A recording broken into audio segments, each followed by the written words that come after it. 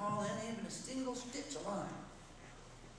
Must be caught on the bottom, said Burt. Tee-hee-hee. The giggling gull was much amused as she teetered on the tip of the tiller to see what would happen next. Well, Burt, so it seemed, finally got his line uncaught from the bottom and was hauling it in a moderate sort of way, not paying much attention to see if he needed more bait. The giggling gull was teetering to and fro on the tip of the tiller and teetering tee-hee-hee now and then in a nervous sort of way. She might have noticed something or other, for that particular moment hadn't come to Burt's attention. But the very next moment it came to Burt's attention that he pulled up a whale of a tail. Or 'twas the other way around. The tail of a whale had pulled up Burt. Burt grabbed the pump handle and hung on while she swung around this away, that away, the giggling gull teetering on the tip of the tiller and laughing fit to split. Burt finally slacked up on the line, or 'twas the other way around. The tail finally slacked up on the line. But then the tail began to thrash about this away, that away, in such a manner as to call Burt's attention to the fact that there was a whale on the other end of it. "Ahoy there, whale!" bellowed Burt. "Hold your horses, keep your shirt on, head into the wind and slack off on the main sheet." The whale couldn't hear, because his hearing gear was so far upwind from his steering gear that it come afoul of Burt's cod hook. "Ahoy there, you giggling gull!" shouted Burt. "Fly away down there and tell this whale that this vessel has a couple of tender places in her blanket. He's about to stave us in and send the Tidely Idly and all hands straight to Davy Jones's locker." The barb of Burt's cod hook was barely caught in the blubber of the tail, and since it didn't hurt, the whale quieted down and allowed Burt to haul in his cod line cautiously so he could remove the hook. When the tail came within reach, Burt had his pliers ready, working ever so carefully so as not to tickle. He snipped off the barb and eased out the hook. "There now," said Burt, "only a bit of a hole, and I've got just the thing for that." He reached down in the bottom of his toolkit, brought out a box of Band-Aids Doc Walton had given him, just in case a lobster ever took the nip out of his finger. They were decorated with peppermint stripes.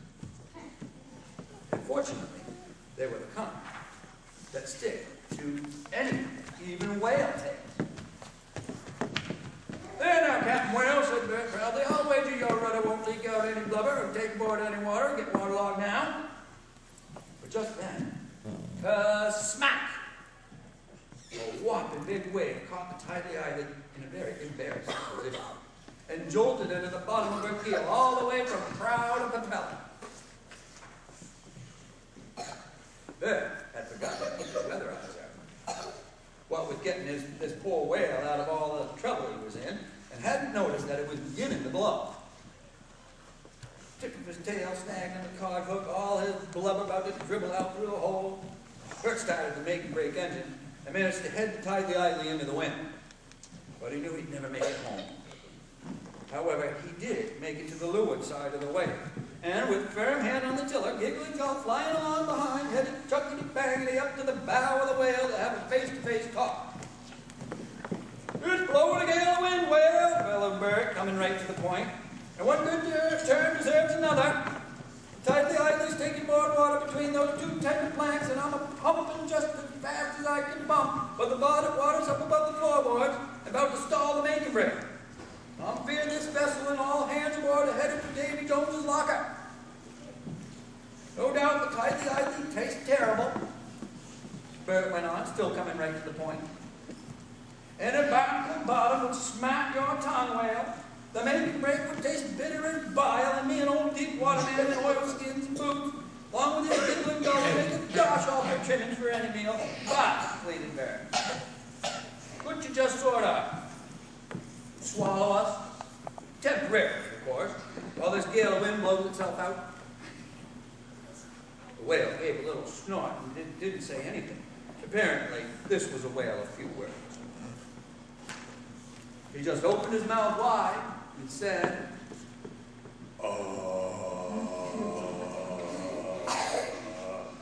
in the classic tradition. Burt set the throttle of the make and break it wide open and chuggity bang, Burt hand on the tiller, gig would go flying along behind, guided the tightly into the whale's mouth and navigated the length of the gullet and into the whale's tummy without so much as touching a tonsil on the way down. Well, said Burt, I naturally expected it to be dark inside a whale's tummy. I didn't expect it to be as dark as this. A few portholes for light and ventilation would improve the design of this animal. This idea struck the giggling gull as funny, and she started giggling again. Burt was bending over and bumbling about in the dark, trying to find his lantern. He bumped his head on the make and break and yelled, "Out of my way, you chuckity-bang-a-fied batch of old iron!" Tee-hee-hee! This made giggling gull laugh. Just a little. "Gull," said Burt testily, "someday I'll gaggle you. I never realized until now how limited your vocabulary is. You'd be a poor companion to be shipwrecked on a sunny desert island with, and you're even worse in dry dock down in this dark, damp tummy of a whale. If I had my choice, I'd take a dictionary any time." Burt had found the land and was feeling around, trying to find a dry spot on which to strike a match, when he had a very disquieting thought. Supposing this whale didn't hear every word I said out in that gale of wind, he asked. What if he doesn't understand the English language red letter perfect? Or maybe that he's absent-minded. He might not know or remember that we're supposed to be temporary guests, so to speak. Yep, giggling gull, Burt continued. We'll have to make sure we get ourselves unswapped. He finally struck a match, using the seat of his pants.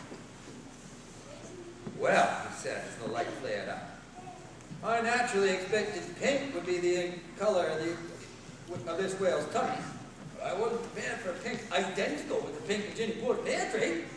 Yeah, like a big pink cave, that's what it is." Burt checked over the boat, found that spot where the wave had slapped the tightly idly on her tender bottom would need considerable caulk and patching to paint.